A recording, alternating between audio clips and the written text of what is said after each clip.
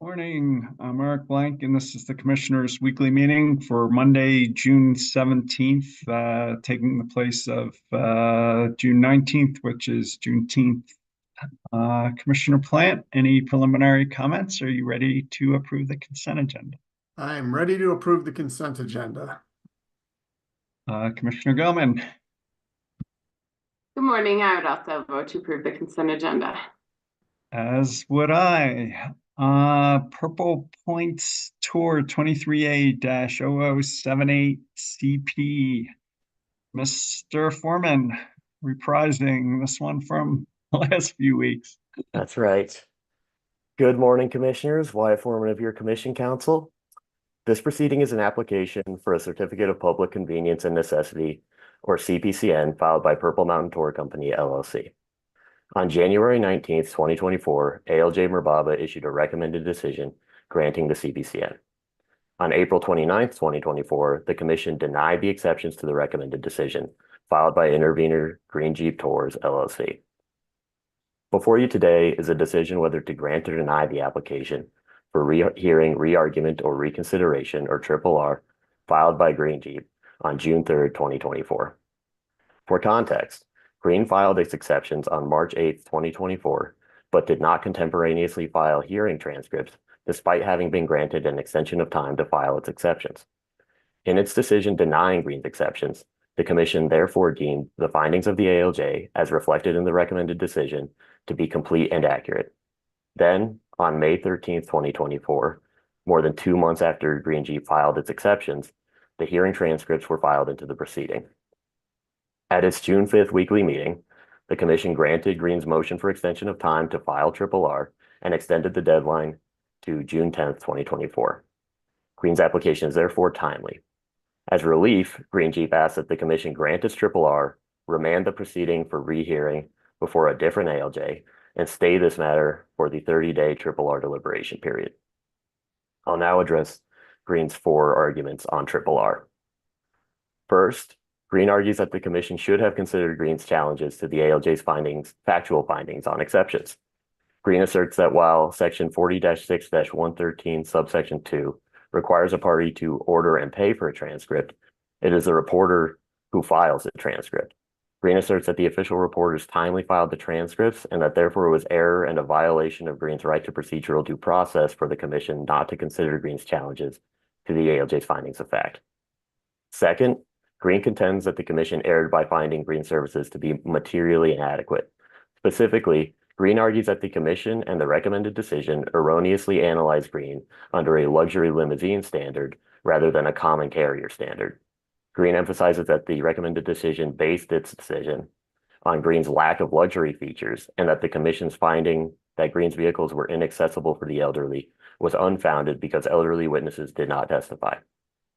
Third, Green argues that Purple Mountain unlawfully engaged in selling individual tickets prior to being granted its CPCN, and that therefore the witness testimony of any witnesses who testified on behalf of Purple and who were unlawfully sold individual tickets should not have been considered when finding a public need for Purple service. Finally, Green reasserts its argument that Purple's application was defective because the address listed as the center of its service radius did not appear in the county assessor's records or the USPS records. Green reiterates its argument that the ALJ should have renoticed the application with a proper address instead of changing the address by order. Green asserts that the incorrect address may have resulted in a lack of interventions from certain other counties and maintains that by failing to renotice the application, the grant of authority to Purple is ex parte and invalid. I can pause here to answer any questions on RRR. Otherwise, I can turn to my analyses and recommendations. If this works for the commissioners, if you make your recommendation, that'd be great. Green versus Purple. That's right. I'll address each of the Green's arguments on RRR and then provide a recommendation at the end of each before pausing for a vote. Green argues that it is the Commission's, not the filing party's, obligation to file the hearing transcript in the proceeding. Council disagrees. A statute must be read and considered as a whole, and each part of the statute must be consistent and harmonious and must be given consistent and harmonious effect. The plain language of Section 40-6-113 places the onus on the party seeking to challenge the recommended decision's findings of fact to order and pay for a copy of the official transcript. The statute also states multiple times that the transcript shall be filed with the party's first pleading, which here would have been Green's exceptions filing. Despite Green's contention that fairness dictates that the reporter be responsible for filing the transcript, the statute clearly contemplates that the party filing exceptions shall be responsible for filing the transcript. This interpretation comports with the plain language of the statute and is also logical considering the statute requires the transcript to be filed with the party's first filing. Requiring the commission to contemporaneously file the requested transcript with the exceptions would unnecessarily place a burden on the commission and reporter that is rightfully placed on the party seeking commission review. This interpretation is also consistent with commission practice and case law. With that said, because hearing transcripts were eventually filed into the proceeding, and in the interest of fairness, under 40-6-109 subsection 2, the commission can review the record and consider Green's factual findings challenges on exceptions. Council therefore recommends granting Green's RRR application for the limited purpose of reconsidering Green's factual challenges, considering the presence of the late file transcripts in this proceeding. I'll pause here for a vote. Commissioner Plant, I agree with the recommendation. Commissioner Gumman, I also agree. as do I. I'll now address Green's challenges to the factual findings and Council's analysis upon reconsideration. Green challenged the ALJ's findings regarding the existence of a public need for purple service. Specifically, Green took issue with the ALJ's findings that the hearing evidence indicated a need for more accessible services for young children and members of the public who have health or mobility issues. Upon review of the record, we disagree with Green. There are multiple instances in the transcripts in which Purple's witnesses emphasize that Purple stores are more accessible than Green's. We think that these instances form a sufficient basis for a finding of public need based on accessibility. There is therefore no reason to disturb the ALJ's findings on this point. Green also challenged the ALJ's findings regarding Green's services being substantially inadequate to provide comparable service to Purple's. It argues that there is no basis in fact for a finding of substantial inadequacy and that the ALJ ignored Green's testimony in making its findings. Reviewing the transcript, we see multiple instances where Purple's witnesses testified to the difficulty in arranging a tour without several weeks of lead time. And as previously discussed, multiple witnesses testified to the accessibility differences between the two carriers. We also note that, contrary to Green's contention, the recommended decision noted Green's testimony on these points and pointed out that Green's witness testimony contradicted but did not sufficiently rebut the credible evidence presented by Purple. We again do not see a reason to modify or alter these findings.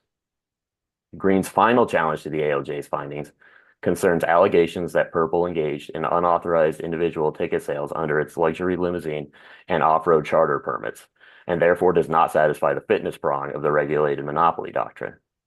Green asserts that the ALJ should have found that Purple sold individual tickets in excess of its permitted authority, and that this should have been considered in the ALJ's fitness analysis. We agree with Green on this point. Certain portions of the testimony from Purple's witnesses suggest that there are discussions of individual tickets being sold prior to being granted a common carrier permit. However, even when weighing this evidence against Purple, Council does not believe the ALJ's conclusion should be disturbed. The rules governing common carriers are relatively new, compliance can be complicated, and Council believes the formal complaint proceeding initiated by Green is the proper forum to address this issue. Council therefore recommends modifying the ALJ's findings of fact to include that there was a discussion of individual ticket sales. However, we recommend rejecting Green's ultimate argument that the Commission must disregard Purple's testimony, as I will further discuss below. I can pause here for a vote.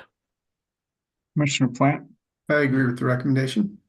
Commissioner Gumman, I also agree. as do I. Turning to Green's other arguments on RRR, we disagree with Green's assertion, Council disagrees with Green's assertion, that the Commission cannot consider Purple's witness testimony because its witnesses may have purchased individual tickets. Green cites the two cases in support of this proposition. However, neither case is directly on point, and we don't see either as requiring the Commission to alter the recommended decision or its decision on exceptions. These cases repeat the Colorado Supreme Court's holding that the successive operations that exceed a party's permitted authority cannot form the basis for the grant of authority to continue such operation. Green argues that this means that the Commission cannot consider the testimony of witnesses who may have purchased individual tickets to support a finding of substantial inadequacy. Council does not think this argument is convincing. The ALJ's findings and conclusions were not based on Purple's witnesses having purchased single tickets. Rather, witness testimony regarding the accessibility of Purple's vehicles and the general difficulty in booking tours were the main factors weighed against the limited evidence put on by Green. The ALJ's decision was supported by substantial evidence, including appropriate witness support, and Council does not view Green's legal argument as requiring the Commission to discount or disregard Purple's testimony on these points. Council therefore recommends that the Commission reject Green's argument that the recommended decision should not have considered Purple's witness testimony. I can Commissioner pause Plant, here for a vote. I agree with the recommendation. Commissioner Goman, I agree. as do I, and I think that completes it. And I actually have a couple more points. I apologize. all Chair, right, go ahead. there's a couple more arguments on Triple R that I think we should address. Okay, keep going. Okay.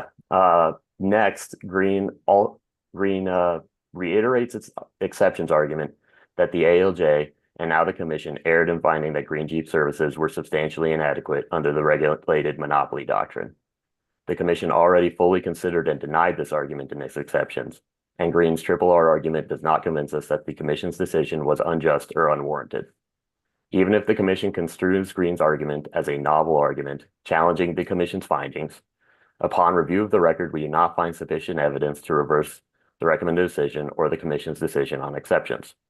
Whether an incumbent service is substantially inadequate is a question of fact that the Commission must determine, and the Commission may consider a broad range of evidence in making this determination. Contrary to Green's assertions, the recommended decision did not premise its finding of substantial inadequacy solely on Green's lack of luxury accommodations, but rather on the accessibility of Purple's vehicles and tours, which according to multiple witnesses are more accessible for younger and older passengers. Moreover, as the Commission already discussed on exceptions, once an applicant's evidence tends to prove the existing carrier's substantial inadequacy, it is incumbent on the existing carrier to rebut this evidence. Green did not adequately rebut Purple's evidence. It called only one witness who did not rebut Purple's numerous witness testimonies regarding accessibility. The balance of evidence therefore weighs in favor of Purple regarding substantial inadequacy. Council recommends rejecting Green's argument that the ALJ erred in finding Green services were substantially inadequate. So I'll pause for a vote here, and then I have one more to go through. Commissioner Plant, I agree. Commissioner Goman, I also agree. as do I. Finally, Green again contends that the notice of Purple's application was defective because Green could not verify the address that Purple provided as the center of its service radius. This is an exact reiteration of its argument on exceptions, and this argument was both fully considered by the Commission in its decision on exceptions and by the ALJ earlier in the proceeding. The ALJ found that the address was not defective and that any issues or concerns with the address could be cured by simply spelling out the words County Road in the address. Green has not raised any new arguments on Triple R that convince Council that the Commission's previous decisions are unlawful, unjust, or unwarranted. Council therefore recommends rejecting Green's argument that the application notice was defective and required renotice. Commissioner Plant, I agree with the recommendation. Commissioner Goman, I also agree. as do I, and that can be an ABC decision, Mr. Foreman. Okay, you thank much. you very much. The next item is the update on RTD's slowdowns. Director White, Ms. Sava. Good morning, Commissioners. Rebecca White, the Director of the Public Utilities Commission. Last week, you got a brief update from Dr. Fishaber on what we are seeing out with the Southeast Line rail slow order that was issued by RTD that has trains running at about 10 miles per hour along a significant portion of the Southeast Line. What I'd like to do today is fill you in on the Commission's actions to respond to this slow order and make sure that we have the information we need to fulfill our statutory authority over RTD. So to that end, on Friday, I sent a letter to the General Manager of RTD asking for 2 sets of follow-up actions. First, we've asked for all rail inspection reports for the Southeast Line from the period of January 1, 2024 up to today. And then going forward, we've asked for updates every 48 hours from RTD on what they're finding out on the line, as well as what their updates are for when the repairs will be made. And then the third area there was to receive similar records for the Southwest line and the Central Platte Valley line, which we flagged in particular because they are of a somewhat similar age to the Southeast line, all approaching around that 15 to 20 year mark of being in service. So that's the first part of the letter, which uses our audit authority. Secondly, the letter asked that the RTD update their safety plan. So this is a pretty important foundational document that the commission approves every year, where RTD lays out all the actions they will take to maintain a safe system. Included in that safety plan is a transit asset management plan, which you can sort of naturally understand the connection there. The better you take care of your assets, the safer your system is. So we have asked for those two documents to be updated and resubmitted to the PUC for us to take a look at what improvements they'll make, and so that when those plans are issued and final, that we can see that they've made the adjustments so that what they're finding out on segments of the line hopefully doesn't happen again, and they can begin to catch these issues a bit earlier. So that was the letter that went out on Friday. The second action we have taken is that our inspectors, who are led by Jessica Sava, will be out in the field throughout the summer, both checking in on the improvements and the rebuild of the rail line in the downtown area, as well as out along the Southeast line. So we'll have Jessica's team out there with just another set of eyes. So those are the two follow-up actions I've initiated over the last few days, and I'm happy to answer any questions. Thanks for jumping on this, and thanks for the update. And I know we don't quite have the same authority we do over fixed utilities on rates and siting, but we do have important safety oversight. So just really appreciate your efforts to make sure the public's timely informed, and we're doing what we can to protect safety. And just going forward, would request that you continue to keep us informed. Commissioner Plant, with that, any questions, comments, or thoughts you'd like to share? Yeah, no, I have nothing to add except just thank you, Director White, for your leadership on this, and Ms. Sava for your vigilance in looking into this, and appreciate you getting on it so quickly after we were notified. So appreciate it. Commissioner Gelman.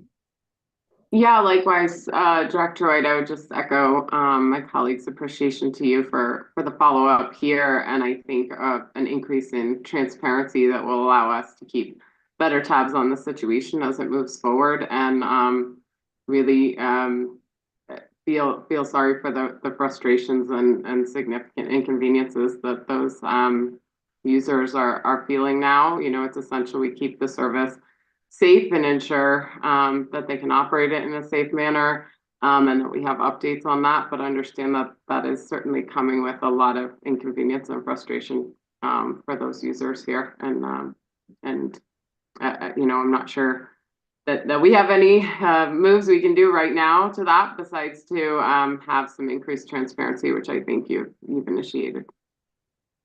Yeah. Yep. Thank you, commissioners. I'd be happy to give regular updates. I think that is a great idea. Yeah, if you would, that'd be great. As Commissioner Gilman said, maybe we can't solve the problem, but at least we can make sure people are timely and appropriately informed about what's going on, given what everybody knows. So thanks to the both of you, and look forward to continuing to hear from you. So thank you. Thanks. Thank you. Thank you. Public Service Company DSMCA update 24AL-0153E. Mr. Davis. Good morning, Commissioners. I'm Ron Davis of the Commission's advisory staff. On April 1st, Public Service Company of Colorado filed an update to its electric demand-side management cost adjustment to increase its revenues beginning July 1st by approximately $30.3 million on an annual basis. On April 29th, the Colorado Office of the Utility Consumer Advocate filed a protest asking that the Commission suspend the proposed DSMCA tariff sheets and set the matter for hearing. UCA argues that the Commission set a 2024 budget for the company's electric efficiency programs at $78 million and allowed Public Service 20% flexibility in that budget, which could bring the total 2024 budget to $93.6 million. UCA explains, however, that the company spent $97.1 million for electric energy efficiency in 2023, or, according to UCA, $3.5 million more than the maximum flex amount allowed for 2024 in decision number C-23-413. Public Service filed a response to UCA's protest on June 3rd. The company requests that the Commission act expeditiously so that the company may implement rates in a timely manner. In its response, Public Service assumes that UCA's single concern is that the company spent $3.5 million above the Commission-approved budget flexibility mechanism. Public Service thus offers the Commission three options to address what it calls the UCA's limited concern. Company option one is that the Commission denies UCA's protest and permits the new rates to go into effect. Public Service argues that UCA has not raised any allegations that the company's DSM spending has been imprudent. Company option two is that the Commission directs the company to place modified DSMCA rates into effect without a formal hearing and on less than statutory notice, where such rates omit the disputed $3.5 million that the UCA has protested. The company would then file a standalone advice letter filing that includes the recovery of that disputed amount, and the Commission could suspend that recovery and have litigation on the recovery of that amount. And company option three is that the Commission allows the new rate to take effect and simultaneously initiates a hearing process within this proceeding on that updated rate. And if during the course of the proceeding, the Commission finds that it's appropriate to exclude some amount from the rate, then the company could make a true-up filing in its next DSM advice letter. Before I turn it to you for your discussion, I'd like to provide a little bit of background here. DSMCA advice letter filings are usually pretty bare bones. There's a brief advice letter, the tariff sheets that set forth the new rates, and nearly always a motion for alternative form of notice. There are no supporting attachments or testimony. There's no explanation behind the calculations or any explanation in detail of the accounting of the relevant costs and revenues. UCA's protest here does not point to the figures presented in the instant advice letter filing. Those are really the requested $30.3 million increase in DSMCA revenues. UCA's protest instead points to filings and Commission decisions in other proceedings. UCA's argument also seems to be premised on the question whether the current DSMCA revenue requirement is a reasonable reflection of costs expected to be incurred by the company in 2024 relative to 2024 budget requirements. Now, each year, Public Service makes two filings to change its DSMCA. In the fall, the company normally updates its revenue requirement to match the budgets for the programs in the next calendar year. So for this example, normally the company files in late 2023 a revenue requirement that matches programs in 2024.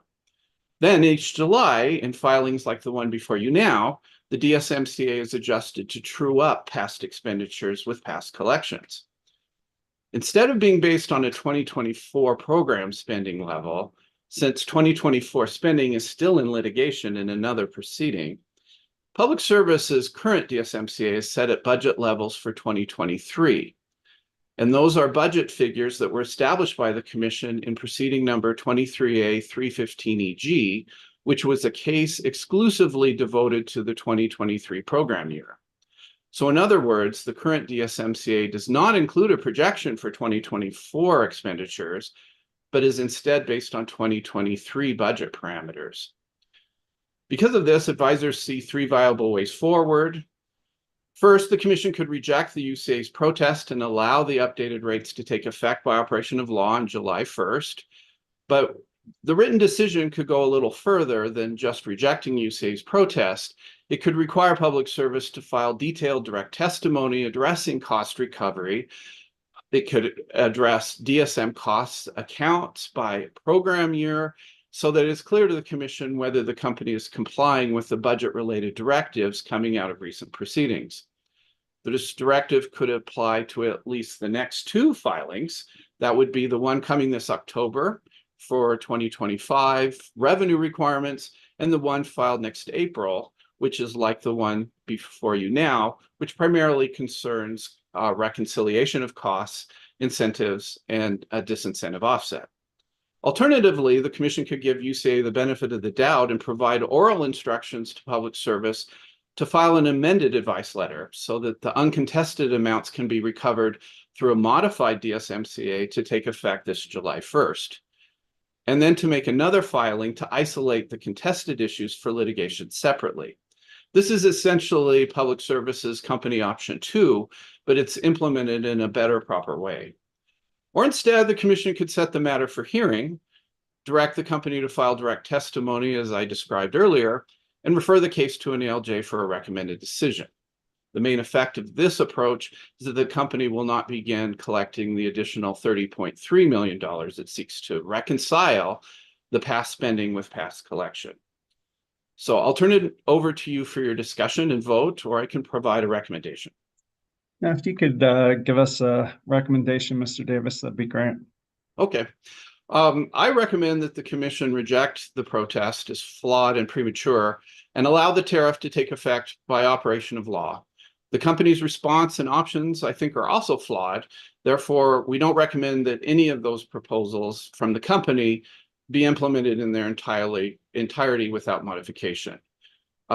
It's very unlikely, I think, that the revenue requirements and adjustments that are before you today have anything to do with 2024 DSM budgets and actual program expenditures. Like I mentioned earlier, a final 2024 program budget has not yet even been established, and there's a proceeding examining that very question in 23A 589EG before ALJ Merbaba. The UCA has not disputed 2023 spending here relative to the budget and flexibility for 2023, but is instead seeking to apply to 2023 parameters intended for 2024. So, as I said before, I suggest that the commission reject UCA's protest by written decision, and the order would direct public service to file substantial direct testimony in its next two DSMCA filings. That is the one to be made in October and then the one made next year.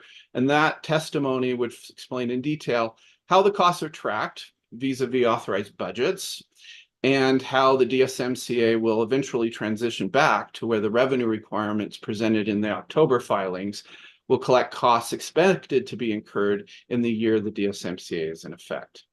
This is a really complicated issue because public service has been operating over the past 3 years under authorities to extend the 2022 and 2023 budgets beyond those calendar years to accommodate the ongoing litigation. And UCA's interest in this matter also makes a lot of sense to me because the DSMCA is substantial. Most residential customers see a bill charge for the DSMCA at 7.5%. So again, my recommendation is to allow this one to go into effect by operation of law, but to direct the company to file direct testimony explaining program costs and collections accounting in much more detail so that there is a record for the commission to examine the kind of issues that UCA has raised here. Just one question before, well, I support your recommendation, but just one question. In its first option, it seemed like the company was suggesting that it could exceed the budget as long as no one could show that the excess was not somehow, imprudent.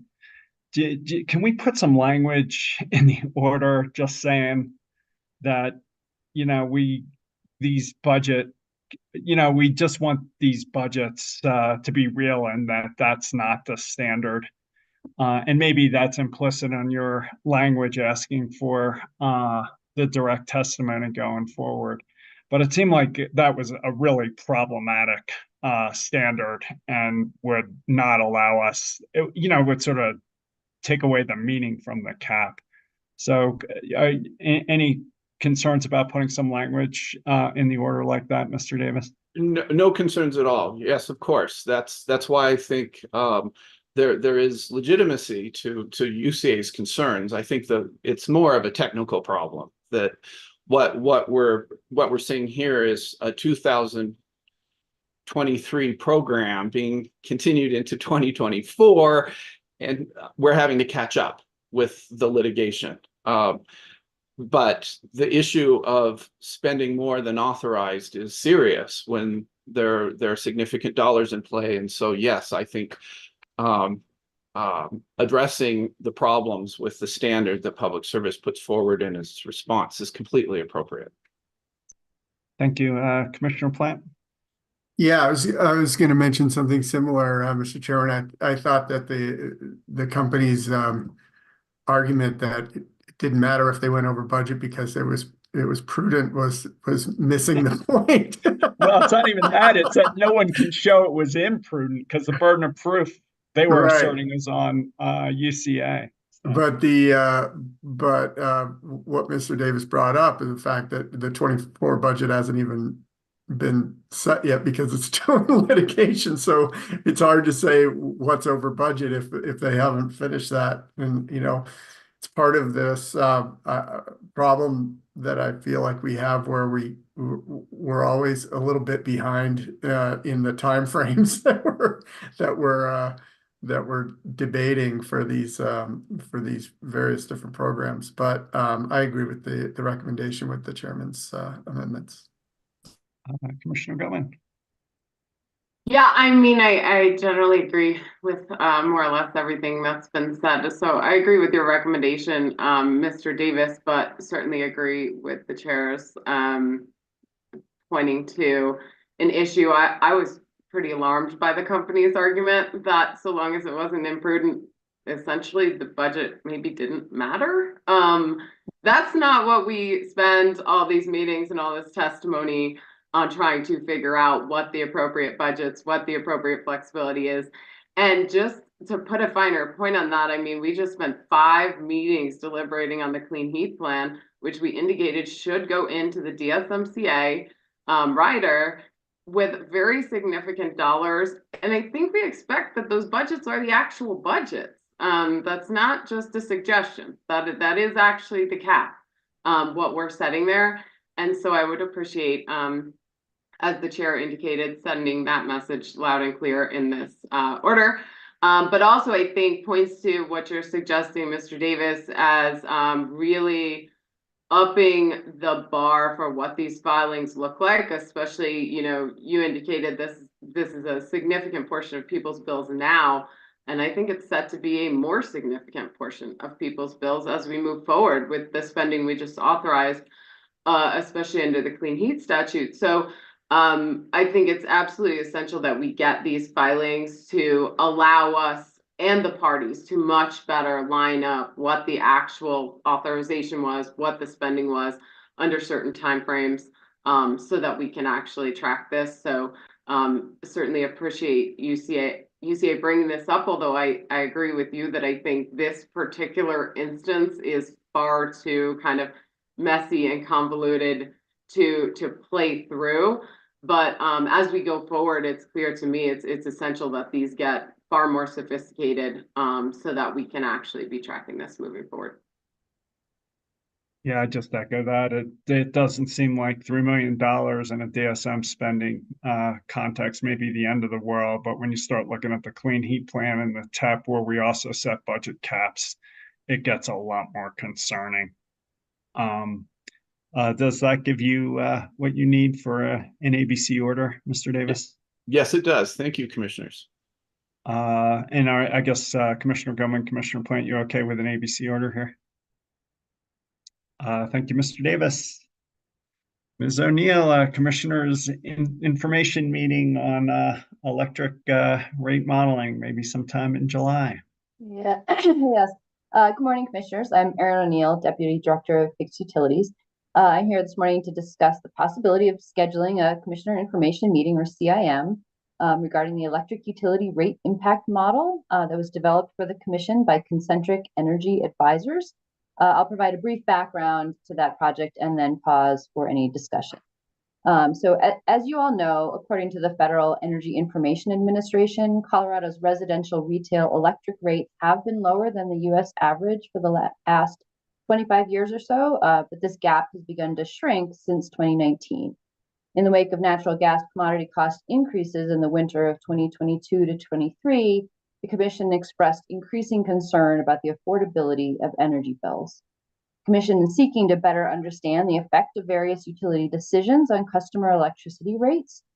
Such decisions may include things like capital investment plans, depreciation approaches, financing options, impact of various different technologies, and changes in retail sales. As part of the Commission's efforts to understand and address affordability, the Commission contracted with the consulting firm Concentric Energy Advisors to develop an electric rate impact model. The objective of the model is to help the Commission and the broader stakeholder community understand the impact of future utility decisions on Colorado electric rates and bills. Now that the rate impact model has been developed, staff wanted to bring this forward for your consideration regarding potential next steps. In particular, staff suggests that the Commission consider scheduling a CIM in which staff and Concentric would present that model and demonstrate some of its capabilities. If the Commission agrees, we'll look for a date later this summer to schedule the CIM. Right now, we're looking at towards the end of July, but have yet to confirm with the consultant that they're available.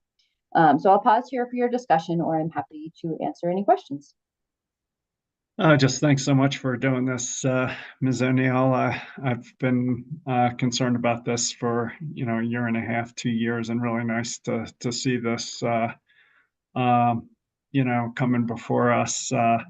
And just would request that as you lay out sort of the base case, you look to what the company is telling the financial community in terms of capital budgets and growth in earnings per share and dividends. So it's, we can adjust it up, down, whatever, but at least it's, completely aligned with what they're telling the financial community. So with that, Commissioner, and other than that, I totally support a July SIM. Commissioner Plant, comments, thoughts, questions, concerns? Yeah, no, I'm looking forward to it, and support the SIM also. Yeah, I mean, there's so many variables that can be introduced into a calculation like this. I'm really looking forward to discussing with the group sort of how they've designed it and what those variables are that can be put in there and what sort of their basis of the calculation is. So I think it'll be really helpful for the Commission. Commissioner Gilman. Likewise, I agree and looking forward to it. Thanks, Ms. O'Neill. Thanks. I guess that's an ABC order, setting a SIM and delegating authority to set the dates to you and the team. Is that what you need, Ms. O'Neill? Yep, that's correct. Thank you much. SPP RTO West executive session on the SPP filing. Ms. Rosati, Mr. Sarah. Good morning, Commissioners. This is Wendy Rose, your Commission Counsel. For decision today is whether the Commission should convene an executive session on June 17th today to discuss docket number ER4-2185 pursuant to section 24-6-402, subsection 3A, Roman numeral 2 of the Colorado Revised Statutes. Commissioner Plant. I agree with setting the executive session. Commissioner Gilman. I also agree. As do I. Thank you, Ms. Rosati, but you're not going anywhere. I think we have 3 gas infrastructure planning discovery procedure issues: CNG, Atmos, BH, Black Hills Gas, Ms. Rosati, Ms. Shula, I don't know if you want to take all three together or separate. Yes, I'd prefer to take all three together. That'd be great. Okay. 24, in accordance with the decisions in each proceeding establishing the parties, the applicant utilities each submitted a consensus filing regarding the discovery procedures agreed to in each proceeding. While the procedures are somewhat different in each proceeding, they include specific discovery cutoff dates and required timelines for response to discovery requests, and they are reasonable and agreed to by all the parties in each proceeding. Therefore, I recommend the Commission adopt the consensus discovery parameters in each proceeding. I also recommend that discovery disputes be referred to the ALJ, handling the public comment hearing in each proceeding. I also raise for your consideration whether the Commission would like to refer motions for extraordinary protection to the ALJ as well. I think the answer to that is yes. I agree with all that. Commissioner Plant, I agree as well. Commissioner Gutman. Yes, I also agree. And to the extent there's a written order, I think that could be ABC unless you had more, Ms. Rosati. No, that's it. Thank you. Very efficient today, Ms. Rosati. Thank you. The last item, 24R-0133E, Commission rules on community solar garden credits. Mr. Davis, Mr. O'Sara. Yes, now I'd like to present the Commission a decision on how best to modify the provisions in the Commission's electric rules that govern the calculation and implementation of billing credits to subscribers of a community solar garden, or what we call a CSG. And yes, I'm joined by Commission Counsel Alex Cesara in case you have any questions for us. This rulemaking is designed to comply with House Bill 231137. And that statute sets a deadline for the Commission to adopt CSG rules by the end of this month. As background, the bill allows for billing credits to take two forms. A billing credit can either change annually, or instead, a bill credit can remain fixed starting at the time the subscriber organization applies for or bids capacity into a utility CSG program. Given that the subject matter of the statute was pretty narrow, the NOPR issued earlier this year in March was also narrow in scope. Only Rule 3881 was proposed to be revised to include these new statutory provisions. Written comments were filed on May 1st by the Colorado Solar and Storage Association with the Solar Energy Industries Association, or COSA-SEA, and comments were filed jointly by the two Colorado investor-owned electric utilities, that's Public Service Company of Colorado and Black Hills Colorado Electric. The Commission conducted a brief hearing on the proposed rule changes on May 8th. Representatives from COSA-SEA and the utilities highlighted certain modifications that they sought and changes that they'd like to see to the proposed rules that were attached to the NOPR. They also indicated generally sufficient alignment to try to file some consensus rule changes. And they were invited to do so, and they did so on May 28th. COSA-SEA and the utilities jointly filed a set of consensus rules for the Commission's consideration this morning. I'd like to go through the proposed rule changes now for your decision. In the rules attached to the NOPR, a new provision was proposed that codified current practice, and that is by a practice by which the utilities file annual tariff changes to establish the CSG bill credits going forward. The proposed rule requires advice letter filings on or before November 1st for rates to become effective the following January 1st. As with many other rate adjustments, the 2-month window will allow the utility to address stakeholder concerns prior to the January 1st effective date. There's a strong incentive to many stakeholders to avoid Commission action on a protest, which could result in the suspension of the effective date of the tariff. But if there is a controversy that the Commission needs to resolve, a hearing can support the establishment of just and reasonable rates.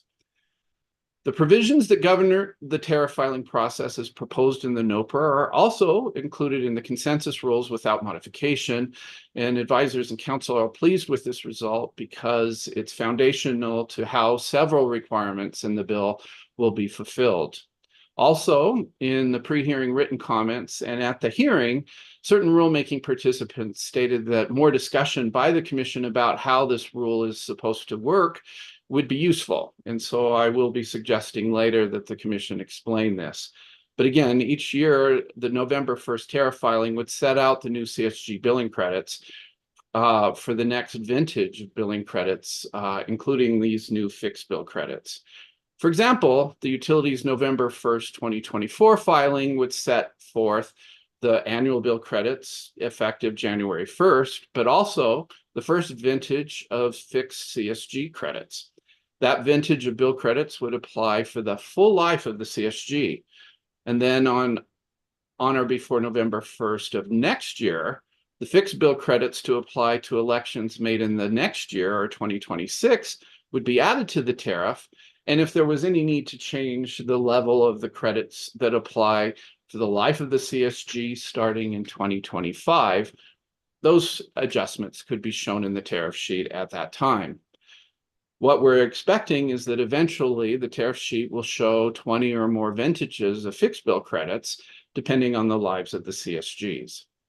This design of the tariff is the primary way the proposed rules were addressing the requirement in the statute that the CSG rules consider the change in the value to community solar garden customers of fixed bill credits over time through rate adjustments or other mechanisms.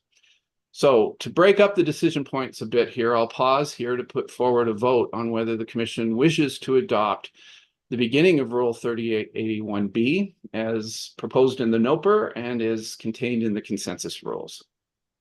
Do you want to make a recommendation, or should we view it as implicit? Now, you could view it as implicit, but again, I recommend you adopt that provision. Commissioner Plant, I agree. Commissioner Gilman, I also agree. as do I. So next, the NOPR retained the existing rule language that governed how an annual bill credit would be calculated. And it also proposed new language governing the calculation of the fixed bill credit following the text in House Bill 231137. The consensus rules that were filed on May 8th reflect agreement that the same general approach can be used for the annual and fixed varieties, and that specifically the consensus rules would apply to the annual bill credits, the provisions in the new statute that are tied to the fixed credits. So what this means is that the bill credit amount would be calculated as the utility's total aggregate retail rate for that subscriber's rate class, including all billed components except for the customer charge. And then subtracted from that total aggregate retail rate would be a charge that reflects the delivery, integration, and administration of the CSGs, or what in the statute is labeled as the reasonable charge. So there would be essentially a minimum bill now for all CSG subscribers related to what are called non-bypassable public benefit riders. This is one of the new provisions in the statute. And again, as the consensus rules would have this apply to both types of bill credits, advisors agree that those changes should be made. The reasonable charge would, again, as proposed by the consensus rules, include the customer charge, the DSM rider, and the Renewable Energy Standard Adjustment, or RESA. And this would all be accomplished through modifications to Rule 3881B5. There should be some clarifications here to specify the election of the bill credit must be made before the commercial operation date of the CSG, and the fixed bill credit should apply to the subscriptions for the life of the CSG. So again, that's my recommendation, to adopt those provisions from the consensus rules in the final rules that the commission would put into place here. Commissioner Plant, I agree. Commissioner Gilman, I also agree. as do I. And as I stated earlier, we're really pleased that the commission is seeing consensus rules that allow for consistency between the way the annual and the fixed credits are developed.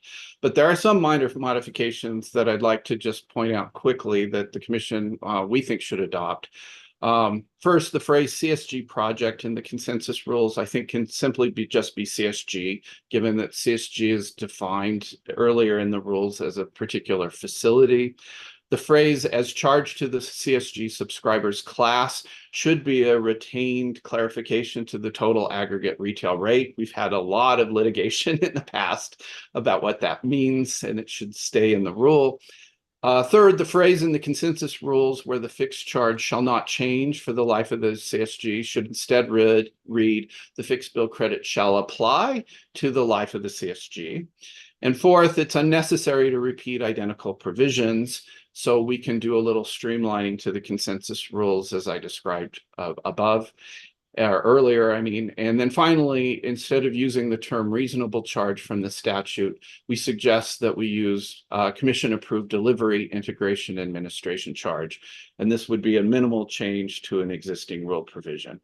So that is what I'd like to put forward. And now for minor modifications, and if necessary, do we need to pause? I'm no longer. We're gonna keep going. Okay, we're going to keep going. Great. Okay, so I'll ask for a vote on that matter now. And just so I'm clear, I have some concerns about whether fixed means fixed. Is that discussion coming up, or is that part of one of the modifications? No, that discussion is still coming up.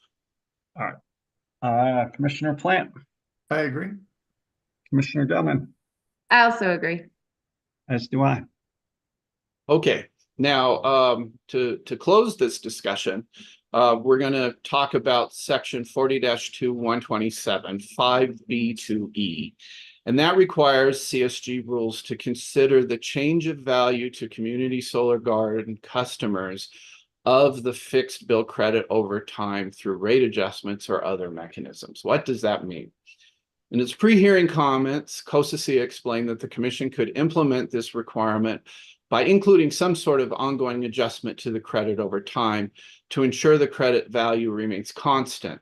This could account for inflation, and so the bill credits could be adjusted on an annual basis as a percentage change tied to the consumer price index, for example. At the May 8th hearing, the utilities shared a similar interest to COSAC regarding how the proposed rules in the NOPR are supposed to implement the statutory provisions. But in the consensus rules, instead of proposing a specific form or type of adjustment, the consensus rules propose a process. And that process is that on or before July 1st of 2025, and every 4 years thereafter, the commission would open a miscellaneous proceeding to consider how to change the value of the fixed bill credit over time. The utilities and COSAC explain that at 4-year intervals, the commission will have sufficient data to assess the value of the credit and how it may have changed over time, and will be able to evaluate if that credit should be adjusted, by how much and by what mechanism.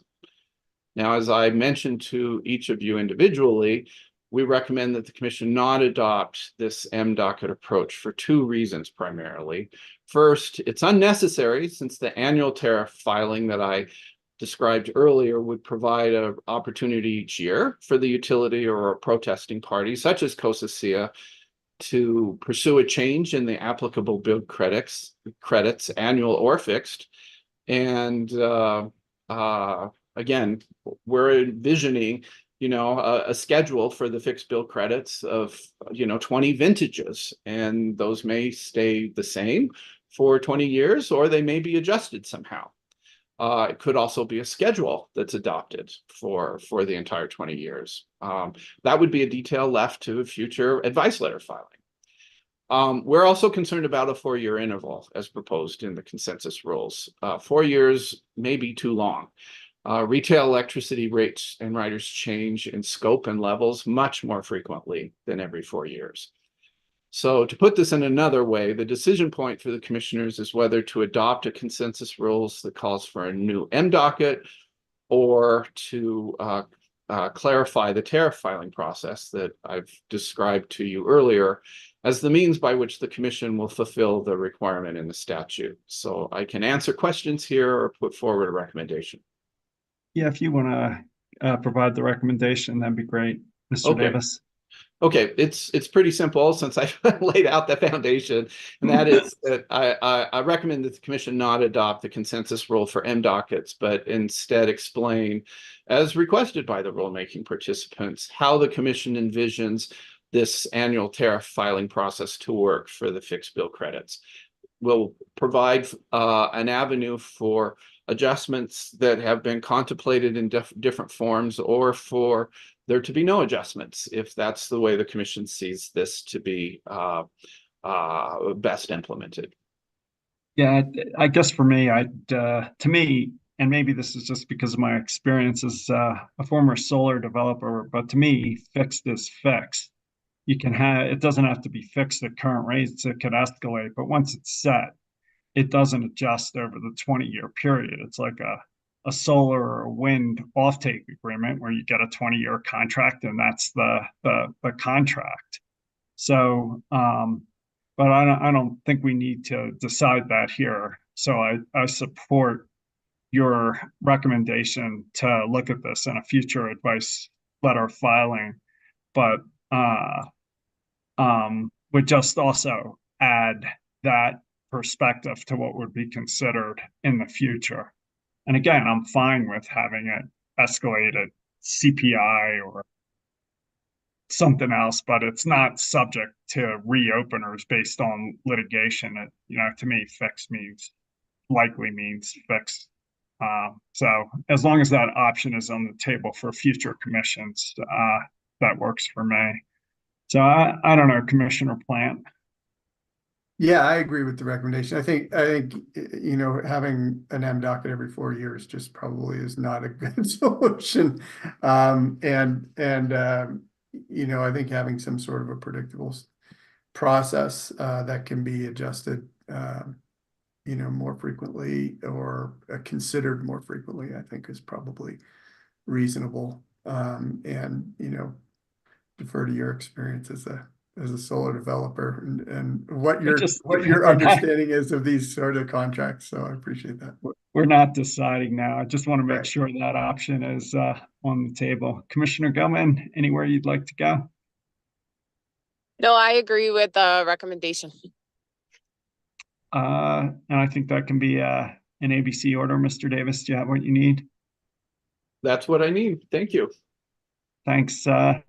All right, I think that concludes our agenda. If we want to do our executive session at 10:15, that'd be great. Anything final, Commissioner Plant? Nope. Commissioner Gutman? Nothing for me. Thanks. Thanks. See you guys at 10:15.